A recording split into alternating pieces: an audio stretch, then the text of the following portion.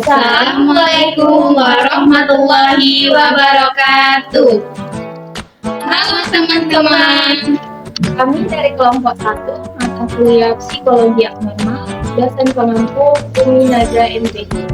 Di sini kami akan mereview sebuah novel yang berjudul Garis Lurus karya Arno Zahawi. Baik teman-teman, novel Garis Lurus karya Arno Zahawi ini merupakan novel pertama yang diterbitkan beliau pada tahun 2019. Nah, novel ini berjumlah 300 halaman dengan ukuran 13,5 cm dikali 20 cm. Nah, di mana novel ini sendiri itu punya alur campuran, yaitu alur maju, kemudian dia menceritakan masa lalu, kemudian kembali lagi ke alur maju.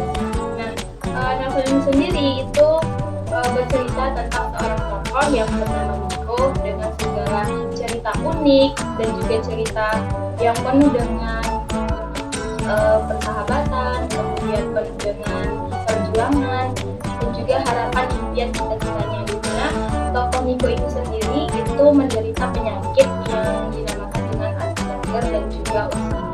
Nah, jadi di novel ini itu menceritakan tentang kisah Miko dan juga teman-temannya. Miko dan teman-temannya merupakan mahasiswa-mahasiswi yang berkuliah di Teknik Arsitektur di ITS, Institut Teknologi 10 November. Nah, jadi di novel ini juga menceritakan kisah-kisah yang sangat menarik tentunya, yang memang harus teman-teman baca, khususnya teman-teman yang memang berkecimpung di dunia arsitektur dan juga suka untuk membahas hal-hal yang berbau dengan psikologi, khususnya yaitu tentang Asperger dan juga OCD. Manusia lahir, manusia mati. Di antaranya ada tawa, haru, dan cerita-cerita lainnya yang menandakan sebuah perjalanan. Ya, daur hidup. Novel ini berkisah tentang Miko, sosok yang unik, pengidap Asperger, yang merupakan gangguan neurologis yang masuk ke dalam golongan gangguan spektrum autisme. Tapi kecerdasan mereka melesat jauh di atas rata-rata. Begitu juga dengan Miko. Selain Asperger, Miko juga pengidap OCD, Obsessive Compulsive Disorder. Hal itu membuat Miko menjadi manusia yang paling logis, detail, perfeksionis, namun tidak peka dan cenderung tidak memiliki belas rasa. Tokoh utama Miko menjadi perantara bagi kita untuk merefleksikan diri tentang bagaimana rasa dan perjuangan. Novel ini mengajak pembaca melihat bagaimana perjuangan Miko bersama sahabatnya demi meraih mimpi mereka.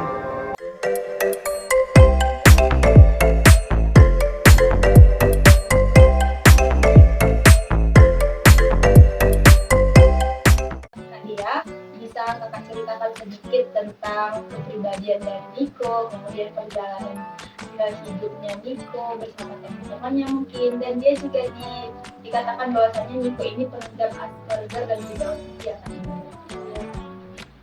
Jadi si Miko itu merupakan anak muda yang memiliki kecerdasan yang tinggi, tapi telah memiliki kelemahannya yang gangguan penjenuhan dan OCD itu. Tetapi dengan gangguan tersebut dia tidak menjadikan hal itu sebagai penghambat dalam cita-cita atau impiannya gitu. Oke. Nah, di sini kan di novel ini juga dikatakan bahwasanya Miko ini bersama teman-temannya sedang menempuh pendidikan di ITS ya, Institut Teknologi 10 November ya, dengan jurusan arsitektur. Boleh kakak ceritakan tentang perjalanan si Miko ini selama kuliah? Jadi kak, si Miko itu mempunyai teman-teman di kampusnya, yaitu yang pertama itu si LH yang mempunyai badan tinggi gede, sifatnya yang tegas, dan si Made yang mempunyai rambut yang unik, dan si Birim yang berpakaian yang seperti teroris. Jadi kak, Bisa nggak orang kakak ceritakan lebih lanjut tentang bagaimana sih perjalanan antara Niko, Dream, Made, dan juga RH dalam mengikuti perkuliahan mereka di ITS ini? Jadi kak, orang itu diberi tugas oleh dosennya mengenai proyek yang bernama Royal Film Proyek ya. Jadi proyek itu kak, mereka melakukan penelitian di sebuah pemukiman yang kumuh gitu. Jadi mereka berupaya untuk melakukan perubahan pada pemukiman tersebut. Oke, jadi dari yang tugas diberikan oleh dosen mereka tadi, mereka ini ingin sekali melakukan sebuah perubahan. Nah, kira-kira di lokasi atau tempat mana mereka ingin melakukan perubahan? Di lokasi tanah tubuh kita, di mana yang keempat mahasiswa ini bertemu dengan yang namanya yang nama seorang gadis nama Seroja, di mana Seroja ini memiliki jiwa kesenian yang bagus dan membuat keempat mahasiswa ini menarik di mata orang kita. Jadi mereka bertemu dengan anak kecil yang bernama Seroja ya, selama masa kuliah tadi, tugas kuliah. Iya, ya. Menurut kakak bagaimana karakter dari seorang Seroja ini sehingga membuat keempat mahasiswa ini tertarik untuk berinteraksi dengan dia? Jadi menurut yang saya baca itu Kak, Seroja itu memiliki jiwa kesenian yang bagus, sehingga keempat mahasiswa tersebut berupaya untuk mengembangkan bakat dan minat anak gadis tersebut. Salah satu karya yang mungkin ada di novel ini, Seroja itu melakukan atau membuat hal Dia melukis apel dengan sangat bagus, tapi uniknya Kak, si Seroja ini belum pernah makan apel Kak. Oh, jadi dalam novel ini juga menceritakan bahwasanya sosok Seroja ini merupakan anak yang memang dia itu punya pemikiran yang dia itu dewasa dibandingkan anak-anak usia. Mungkin faktor yang membuat seperti itu dalam novel juga diceritakan bahwasanya Seroja ini sejak kecil ditinggal oleh ibunya. Ya, dia tinggal bersama ayahnya. Nah, jadi Kak, kira-kira kondisi di Tanah Keputih itu bisa dijelaskan Kak, kalau katanya itu memang sesuai dengan targetnya Niko dan teman-teman atau bagaimana? Iya Kak, jadi lokasi itu Kak, menurut Niko dia sangat terganggu Kak, karena sifat atau gangguannya itu membuat dia tidak tenang karena lokasi yang kumuh tersebut. Jadi ia merasa tersiksa melakukan penelitian di wilayah tersebut, tapi berbeda dengan yang ketiga kawannya RH, Made, dan Dream. Mereka sangat mengait tempat tersebut, ya merasa tertantang ya untuk melakukan praktek di tempat dia. Iya, di novel itu juga memang diceritakan ya bahwasanya si sosok Niko ini karena dia mungkin mengidap OCD, obsesif kompulsif disorder, dan dimana dia itu memang terganggu dengan hal-hal yang berbau dengan motor. Itu kan juga dijelaskan bahwasanya saat dia memasuki tanah itu ya, atau lokasi yang mau mereka jadikan sebagai tempat untuk penelitian, dia memakai baju astronot itu kan ya, dan dia juga sangat anti dengan yang berbau dengan hal-hal semacam sampah, kotoran. Dan juga hal unik yang terjadi saat Niko berada di tempat itu adalah dia mengalami menginjak kotoran ayam gitu Kak, sampai dia pingsan. Nah, itu merupakan salah satu tanda bahwasanya Niko berbeda dengan teman-teman kampusnya saya. Itu ya tadi dari segi OCD-nya. Kemudian kita beralih ke segi Asperger-nya. Niko ini kan sering dikatakan sebagai manusia robot, sering dibully juga oleh lingkungan sekitarnya kan.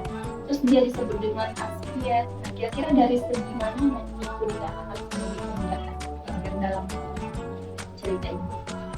Jadi Kak, tersebut ketika melakukan penelitian tersebut kan, jadi di wilayah tersebut tentunya atas keizinan dari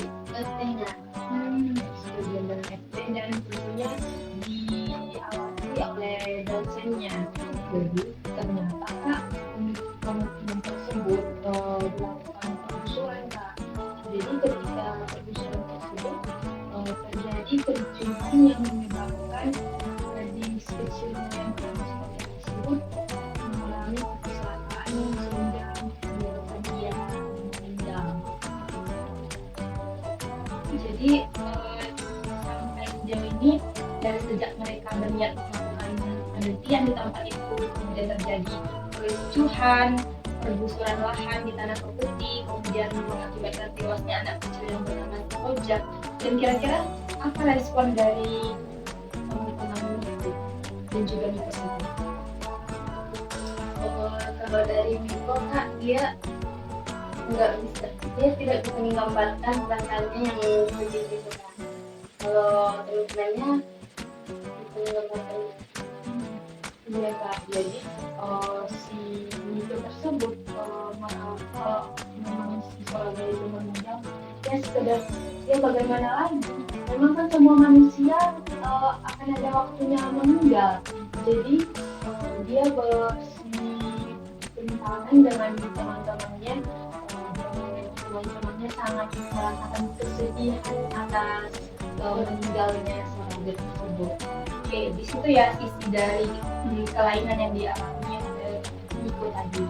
Yakni bagi seorang normal, bagi Dream, bagi RH dan juga Made, kehilangan sosok Soraya ini merupakan suatu kehilangan yang menyedihkan.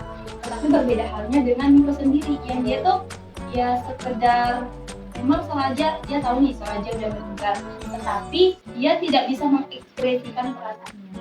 Jadi itu ya salah satu ciri orang-orang yang memang hendak keluarga. Nah, untuk mungkin cerita novel ini sendiri itu kan alur yang digunakan adalah alur maju, mundur, kemudian kejadian dari sosok Miko yang bercerita tentang pengalaman kerjanya mungkin, kemudian di suatu waktu dia bercerita tentang masa perkuliahannya, kemudian lagi ke anak-anaknya waktu pas dia kecelakaan tersebut. Oke, di situ hal menarik tentunya kan, saat dia mengalami kecelakaan, tapi dia tidak merasakan apa-apa yang itu kan. Oke, itu bisa diceritain. Jadi Kak, waktu kecil si Miko ini pernah bersepeda, terus dia tuh jatuh yang pas bersepeda itu dia mengalami luka-luka yang tidak berdarah, tapi dia nggak bisa mengekspresikan kalau dia itu ketakutan gitu. Itu yang paling khawatir itu mamanya Kak, orang tuanya ibunya. Gimana menurut Kak Dila?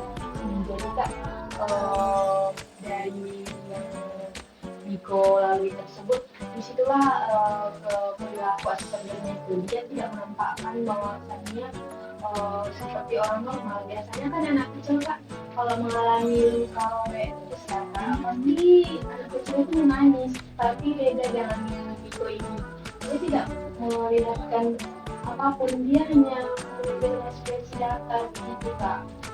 Ya, jadi itu tadi ya, salah satunya banyak kali memang contoh-contoh yang diberikan dalam buku ini. Salah satunya itu ketika dia mengalami luka, dia tidak mengekspresikan dari rasa kesakitannya. Begitu juga dengan saat dia sedih, dia tidak mengekspresikan rasa sedihnya. Nah, mungkin di novel ini juga itu menceritakan tentang Miko yang mungkin setelah berpisah dengan teman-temannya setelah masa kuliahnya. Kemudian banyak sekali kisah-kisah yang memang teman-teman wajib baca novelnya, dan ini sangat direkomendasikan. Menurut Kakak bagaimana? Menurut Kak ini mungkin hal menarik dari novelnya. Dari segi persahabatan Kak, di mana Miko, LH, Dream dan Made, persahabatan itu benar-benar mesra. Dari segi mereka itu bertengkar, menyelesaikan tugas, dan sahabatnya itu mengajarkan si Miko tentang rasa manusia. Iya, kalau dari tadi menurut saya Kak, awalnya saya merasakan novel itu sangat membosankan karena hanya mengunggah mengagumkan manusia yang tak memiliki perasaan gitu Kak. Tetapi ternyata Kak cerita yang romansa tapi yang gitu ya Kak. Jadi ternyata Kak Naruto tersebut temannya yang bernama Madi tersebut memiliki hubungan yang dekat dengan Nico. Jadi dengan sifat pengertian dan kehangatan Madi tersebut membuat Nico merasa bahwasanya dia seorang Madi itu memiliki pengertian yang baik terhadap gangguan-gangguan yang dimiliki Nico tersebut. Jadi itulah dia isi dari novelnya. Selain novelnya juga merupakan novel yang unik, menarik, dan teman-teman juga harus membaca. Jadi selain dari kita di novel itu juga mengungkap tentang penderitaan Asperger, kemudian OCD, kemudian dunia arsitekturnya, tapi di novel ini tuh benar-benar menceritakan tentang hubungan persahabatan, dimana saat mereka mungkin ada sedikit gesekan, pertengkaran, mungkin sedikit kebersamaan mereka mungkin, dan rasa-rasa kemanusiaan yang mereka jalani semenjak perkuliahan itu. Dan tadi juga sudah disinggung tentang bagaimana sosok Made ini bisa merubah sisi kemanusiaan yang dimiliki oleh Nico sendiri.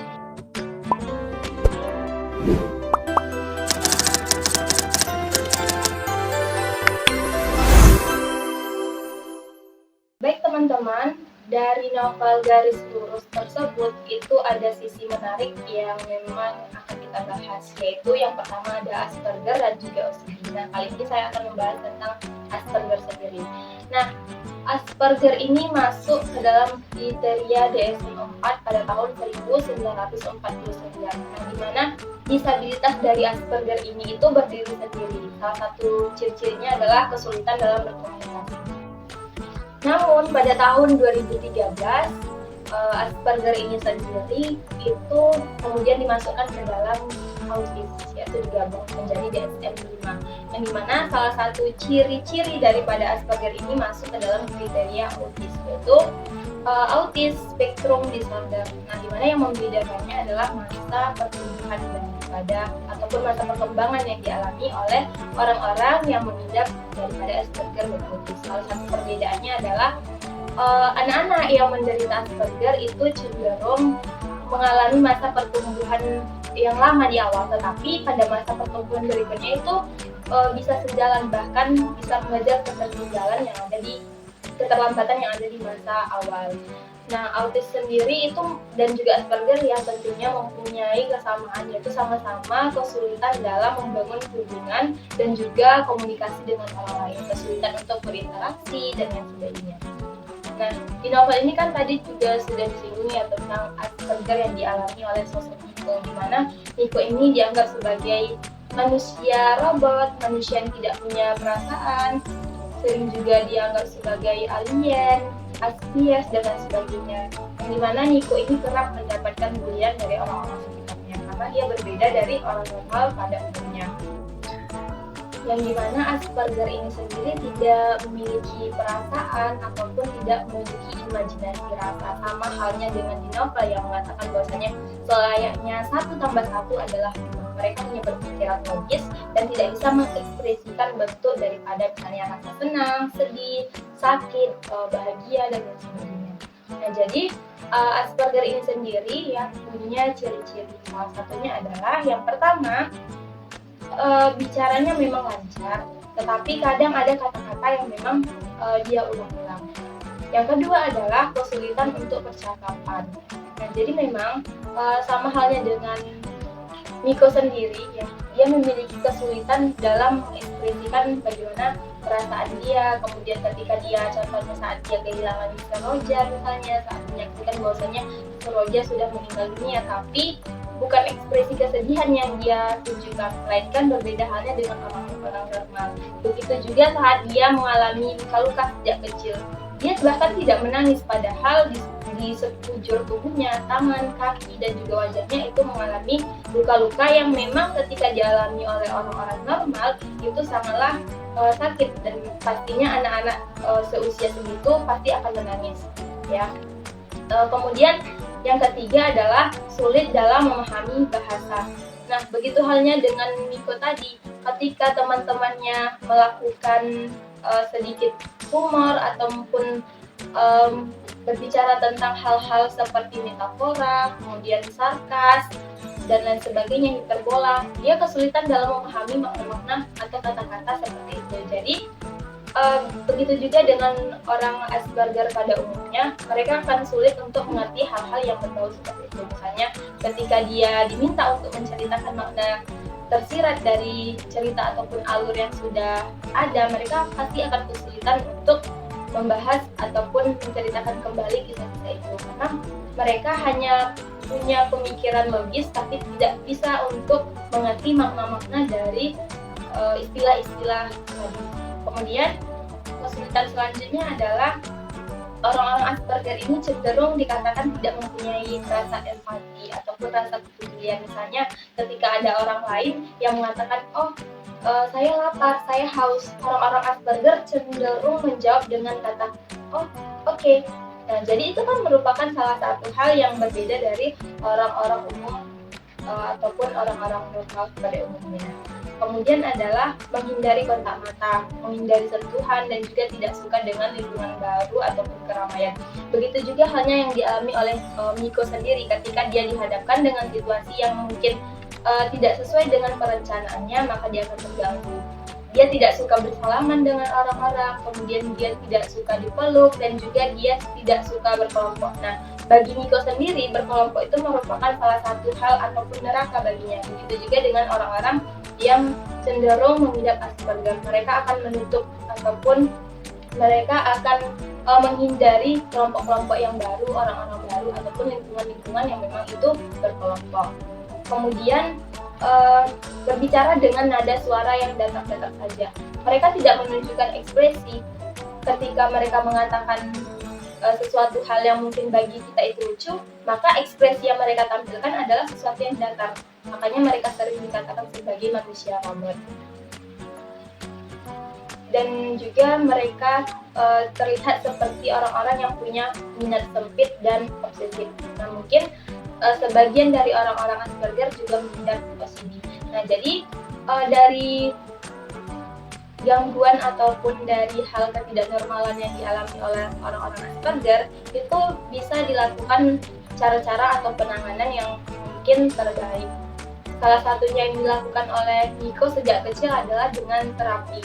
Nah, ketika Miko ini memasuki dunia perkuliahan, dia bertemu dengan seorang dosen, kemudian dosennya ini memberikan tawaran ataupun rekomendasi agar Miko ini dialihkan kepada psikolog. Nah, di mana psikolog ini memberikan treatment ataupun arahan kepada Miko agar Miko ini membuat seperti schedule ataupun list harian, di mana Miko ini harus mengerjakan sesuatu hal berdasarkan list ataupun jadwal yang sudah dia tentukan. Nah, salah satu hal yang memang bisa dilakukan untuk terapi orang-orang yang mengidap Asperger ini adalah dengan terapi bicara, yaitu dengan melakukan sosialisasi dan juga menggunakan bahasa-bahasa. Jadi, ketika ada orang yang mengalami Asperger, itu bukan berarti sesuatu hal yang harus dipasrahkan, tetapi memang harus mengikuti terapi, misalnya melakukan terapi dengan cara berkelompok, bersosialisasi, melatih diri dan kemampuan motoriknya. Kemudian ada terapi fisik ataupun dengan fisioterapi. Misalnya anak-anak yang cenderung didiagnosis dengan gangguan Asperger itu bisa dilatih dengan lari, dengan melompat, dan juga dengan bersepeda untuk melatih motorik daripada si anak.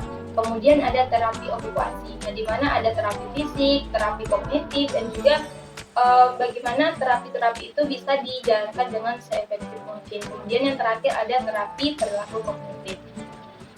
Nah, jadi walaupun Miko ini sendiri dikatakan mengidap Asperger, tetapi kemampuan berpikir dan juga intelektual yang dimiliki oleh Miko sendiri adalah cenderung orang-orang yang punya pemikiran yang sangat tinggi. Salah satunya adalah dia bisa ahli dalam bidang arsitektur ya. Dia juga punya kebiasaan yaitu fokus pada satu hal yang memang diminatinya, dan dia bisa melakukan hal itu berulang-ulang dan tanpa rasa bosan karena memang dia menyukai hal yang dia tekuni. Jadi di sini dikatakan dalam novel itu bahwasannya pemikiran dan otak Nico memang mengidap Asperger, tetapi kecenderungannya berperilaku adalah OCD. Nah, ada dua gangguan yang kemudian pembahasan OCD akan dilanjutkan di pembahasan berikutnya. Baik teman-teman, selanjutnya saya akan membahas mengenai OCD. Sebelumnya, teman-teman sekalian tentunya telah mempelajari tentang OCD tersebut yang biasanya disebut dengan Obsessive Compulsive Disorder. Jadi, teman-teman, biasanya OCD ini merupakan salah satu gangguan mental yang membuat seseorang untuk melakukan suatu tindakan secara berulang-ulang. Jadi, ketika suatu kegiatan yang telah diaturnya atau yang telah dilakukannya biasanya tidak dilakukannya, maka ia akan merasakan suatu kecemasan dan membuat pikirannya itu terganggu.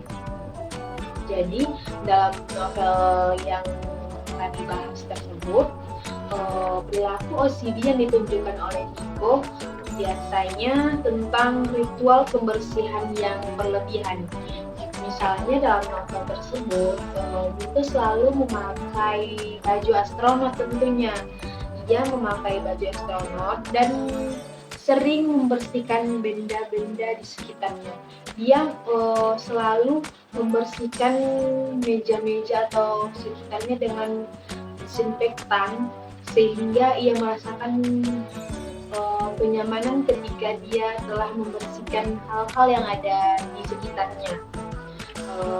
Jadi menurut teori, perilaku yang dilakukan Nico tersebut merupakan bahwasannya sebagai respon terhadap obsesi yang muncul dalam pikiran Nico tersebut, sehingga ia selalu melakukan kebersihan yang berlebih dari lingkungan tersebut.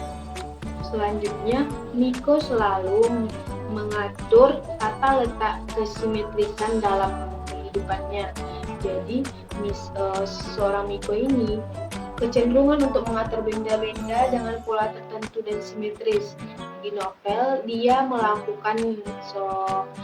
selalu melakukan pengaturan atau mengatur alat tulis di mejanya dengan alat tulis ukuran yang paling kecil dan ukuran yang paling besar. Kemudian kalau membawa bekal, dia selalu membuat tempat-tempat yang terbagian-bagian, misalnya tempat buah-buahan, tempat sayuran, tempat makanan yang lainnya, dan itu misalnya buah-buahan itu harus berukuran volume yang sama, satu sama lain harus berukuran yang sama. Kemudian ia melakukan pengaturan di perpustakaan kampus. Ia selalu mengatur buku dengan tahun terbit dan abjad buku tersebut. Jadi perilaku Nico tersebut dalam teori psikologi abnormal menjelaskan bahwa pengaturan itu muncul karena respon terhadap obsesi Nico atas ketidakteraturan dan kekacauan. Selanjutnya, ketakutan dan kontaminasi. Jadi, seorang Nico melakukan kegiatan ataupun hal-hal di novel tersebut, ia selalu menghindari bersalaman dengan orang-orang. Jadi, ia seringkali merasa takut terkontaminasi oleh kuman-kuman atau benda-benda yang ada di sekitarnya yang dianggapnya kotor. Kemudian yang lebih spesifiknya lagi, ia memiliki peralatan makanan yang khusus memang untuk dia dan dibedakan tempat makannya dan tempat pembersihannya. Dia sendiri yang mengatur di warung yang umum biasanya kan tidak tersedia, tapi dia meminta kepada penjaga warung tersebut untuk menyediakan untuk dia. Jadi ketakutan yang dialami Nico tersebut menjelaskan bahwa obsesi itu muncul karena pikiran yang tidak diinginkan dan mengganggu, yang memicu perilaku kompulsif untuk menghindari kontaminasi tersebut. Lalu, kecemasan tinggi dan ketegangan emosional. Jadi, Miko seringkali mengalami kecemasan yang tinggi dan ketegangan emosional terkait dengan ketidaksempurnaan dan ketidakteraturan. Misalnya pada novel, Miko melihat sepeda motor diparkir di kampus. Dia berupaya untuk melakukan perbaikan karena ketidaklurusan pengguna sepeda motor meletakkan sepeda motornya tersebut, dan kegiatan yang dilakukan Miko tersebut membuat tukang parkir kampus tersebut jengkel terhadap hasil yang dilakukannya tersebut. Kemudian setiap hari Miko melakukan penjurusan atau menyusuri rumusan perjalanannya dari gerbang hingga ke pagar kampus jurusan arsitektur tersebut. Jadi ia harus melakukan atau menghitung pohon-pohon yang ada di gerbang awal sampai ke ruang jurusan arsitekturnya tersebut. Jadi jika ia tidak melakukan ritual-ritualnya setiap harinya tersebut, ia akan merasakan ketidaktenangan atau ia akan merasakan kecemasan yang tinggi. Dan kecemasan yang tinggi itu merupakan salah satu dari OCD. Jadi kondisi kecemasan Miko tersebut terkait dengan ketidakseimbangan neurotransmitter dan gangguan dalam sistem saraf Miko. Penanganan yang biasanya dilakukan oleh penderita OCD, terapi kognitif perilaku atau CBT. Jadi umumnya digunakan.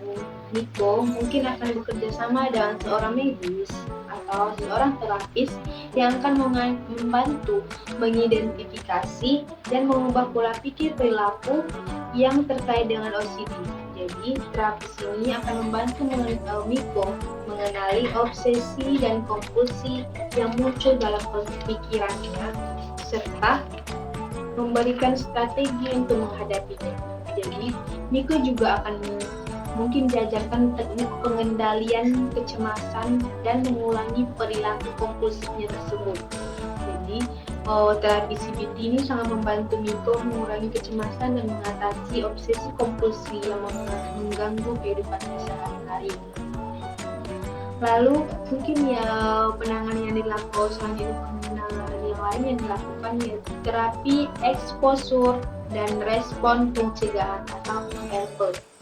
Terapi ini yaitu bentuk terapi khusus untuk mengatasi OCD. Jadi, Miko akan secara bertahap dan terkontrol terpapar dengan situasi yang memicu obsesi dan kompulsi. Ia akan belajar untuk menahan diri dari melakukan kompulsi dan menghadapi kecemasan yang muncul sebagai respon terhadap obsesi tersebut. Jadi, Miko akan terbantu dalam mengembangkan strategi untuk mengatasi kecemasan dan mengurangi ketergantungannya pada kompulsi tersebut, sehingga mengubah pola perilaku yang tidak sehat dan membantu Miko untuk menghadapi ketidaknyamanan yang muncul dengan lebih efektif. Lalu, dalam novel Garis Lurus ini, mungkin Miko juga mendapatkan dukungan sosial dari keluarga, teman, dan orang-orang sekitarnya, termasuk teman-temannya yang berbeda tersebut. Dukungan sosial yang berupa pemahaman dan dukungan emosional, dan bantuan fisik praktis dalam menghadapi dan mengatasi OCD. Jadi dukungan sosial ini sangat membantu Miko merasa didukung dan tidak sendirian dalam perjalanan pemulihannya tersebut. Baik teman-teman, saya akan memaparkan kelebihan dan kelemahan dari novel Garis Lurus karya Arno Zahawin, di mana dalam novel ini membahas isu yang besar yaitu penyakit mental dan arsitektur. Cerita ini menggabungkan elemen unik seperti Asperger dan OCD dengan arsitektur dunia yang menjadi latar belakang cerita yang menarik.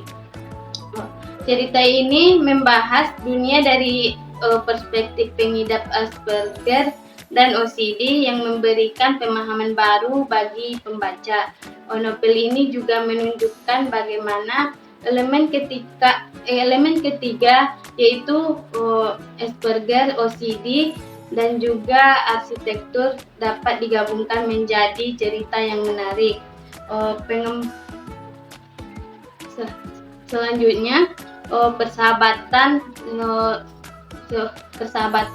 selanjutnya hubungan persahabatan Miko, RH, Dirin, dan Made yang sangat luar biasa. Dalam novel ini juga banyak mengandung informasi mengenai arsitektur seperti arsitektur hijau, arsitektur khas Timur Tengah seperti yang dipelopori oleh Zaha Hadid. Bagian kelemahan, novel garis lurus mempunyai alur maju mundur di mana pas Miko sudah dewasa dan pas dia masih kuliah.